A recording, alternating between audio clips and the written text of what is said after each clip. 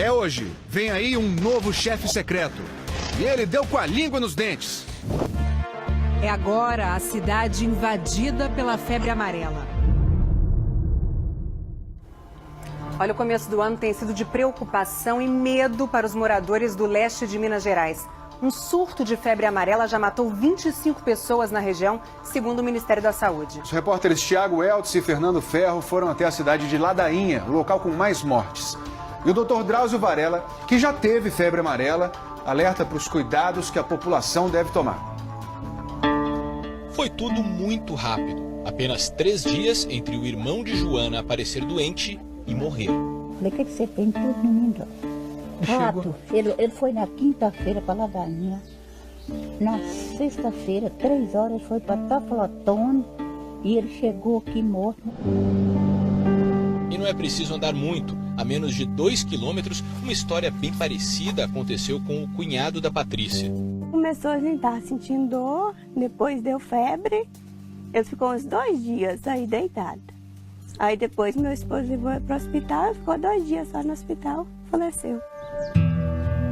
Estamos em Ladainha, município do nordeste de Minas. Aqui foram registrados os primeiros casos do surto de febre amarela que assusta o estado. A área rural de Ladainha é muito grande. Os moradores vivem bem espalhados, quase sempre assim. Pequenas propriedades que são ligadas por estradas de terra como essa daqui. Pouquíssima coisa tira a tranquilidade dessas pessoas, mas foi justamente em lugares como esse que a febre amarela fez o maior número de vítimas. Logo depois da virada do ano, no dia 4 de janeiro, Ladainha tinha 4 mortos vindos da área rural e um mistério. Os médicos não sabiam ainda com o que estavam lidando. Os pacientes evoluíram muito rápido dentro do hospital e já chegaram graves. Então, o paciente chegou sangrando, morreu. Com evolução muito rápida, 3, 4 horas, morreu. Para uma cidade pequena, sem suporte, foi assim, uma guerra. Os casos mais graves foram mandados para Teófilo Otoni, cidade com hospital de referência para a região. No início, nós tivemos praticamente 100% de mortalidade dos pacientes graves que chegaram. Antes que os laboratórios pudessem confirmar o que estava acontecendo, veio das matas o recado que faltava para fechar o diagnóstico. A hipótese principal é que fosse dengue hemorrágico. Mas como essas pessoas estavam morrendo com muita rapidez, não batia com a evolução da dengue. Então, confirmou algumas notícias de macacos mortos naquela região. Os macacos mortos são o primeiro indício da febre amarela, que tem 2 formas de transmissão, a silvestre e a urbana. Na silvestre, a transmissão acontece através da picada dos mosquitos dos gêneros Hemagogos e Sabetes, que vivem nas matas. Eles pegam o vírus ao picar animais infectados, especialmente macacos. O ciclo é de um macaco para o mosquito e de volta para outro macaco. Num surto, o homem pode ser picado pelo mosquito e pegar a doença. Já a febre amarela urbana é transmitida pelo Aedes aegypti, o mesmo mosquito da dengue. Nesse caso, o mosquito pega o vírus da febre amarela quando pica um ser humano já contaminado. Aí o ciclo vai do homem para o mosquito e de volta para o homem. Até agora, todos os casos registrados no Brasil são de febre amarela silvestre. Há 75 anos, o país não tem casos de febre amarela urbana. Esse tipo urbano é muito mais grave, porque atinge a cidade, enquanto que na febre amarela selvagem fica restrito a algumas dezenas de casos, que é sempre uma infelicidade, mas não tem a proporção de uma febre amarela urbana. Vale dizer que o macaco não é vilão nessa história, é mais uma vítima do vírus. Macacos são sentinelas, são anjos da guarda avisando, olha, chegou o vírus aqui. Os primatas estão vivendo uma verdadeira epidemia, estão morrendo provavelmente aos milhares nas matas de Minas e Espírito Santo. Nessa região vivem 5 espécies de primatas ameaçados de extinção. É uma situação realmente muito grave, muito preocupante. Até agora foram registrados 272 casos suspeitos de febre amarela em 38 municípios de Minas, segundo o Ministério da Saúde. São 71 mortes suspeitas, 25 já confirmadas. Só Ladainha tem 17 mortes suspeitas, com 8 já confirmadas. Estados vizinhos a Minas Gerais também estão investigando ocorrências. No Espírito Santo existem 11 casos suspeitos. Em São Paulo são 6. 4 deles, pessoas que tinham viajado para Minas e que morreram ao voltar. O Ministério da Saúde está reforçando o envio de vacina. Para Minas Gerais, 2.400.000 doses a mais de vacina. Para o Espírito Santo, 500.000 doses. Para o sul da Bahia, 400.000 doses. E para o Rio de Janeiro, 350.000 doses, totalizando 3,5 milhões de doses a mais de vacinas. Foi justamente a falta de vacina que fez o Dr. Drauzio Varella chegar perto da morte em 2004.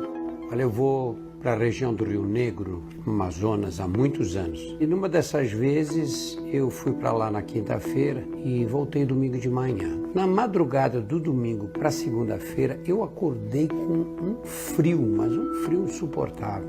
Depois veio a febre, fiquei cansado, tive que deitar.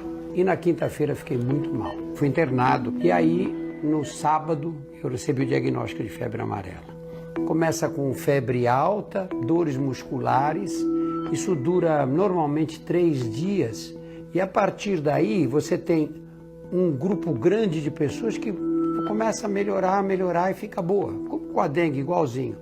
E você tem outro grupo que tem as complicações da febre amarela. Provoca uma hepatite, por isso que as pessoas ficam amarelas, daí o nome da doença, né? Altera o funcionamento dos rins, altera o funcionamento do coração, provoca uma miocardite, mas o que domina mesmo o quadro são as dores musculares. Você vai ficando tão debilitado, que perde a capacidade de reagir. E foi assim durante 3 semanas. Eu recebi alta, minha mulher me levou para casa. E aí devagarinho fui voltando à vida normal. Foi um erro gravíssimo que eu cometi, tudo causado porque eu não tomei a dose de reforço da vacina. Justamente eu que sou tão envolvido com medicina e com esclarecimentos e com orientações à população, fiz essa besteira. A orientação do Ministério da Saúde é que as pessoas tomem 2 doses da vacina contra a febre amarela, com um intervalo de 10 anos. É o suficiente para proteger contra o vírus pela vida inteira. As doses são de graça nos postos do SUS. A vacina não é indicada para crianças com menos de 6 meses, idosos com mais de 60 anos, grávidas e pessoas com problemas de imunidade baixa. Numa situação de emergência, a vacinação desses grupos precisa ser avaliada por um médico.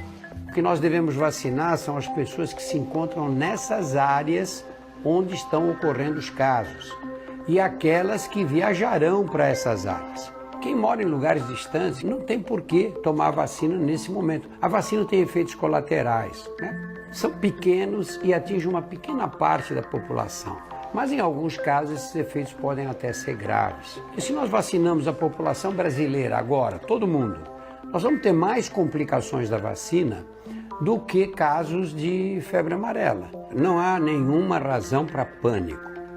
O que assusta todos os epidemiologistas é quando a febre amarela chega na cidade. Só que o último surto de febre amarela urbana aconteceu em 1942. Muito provavelmente esse surto vai ser controlado. Agora, quem está na região tem que tomar as precauções, que são a vacina e, além dela, a proteção contra as picadas de mosquitos. Nesse final de semana, os casos suspeitos em Ladainha começaram a diminuir. É o efeito da vacinação em massa. O pessoal ficou assustado?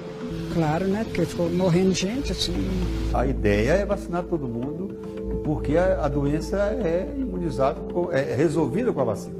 Leva 10 dias para ter resultado, mas não tem outra alternativa.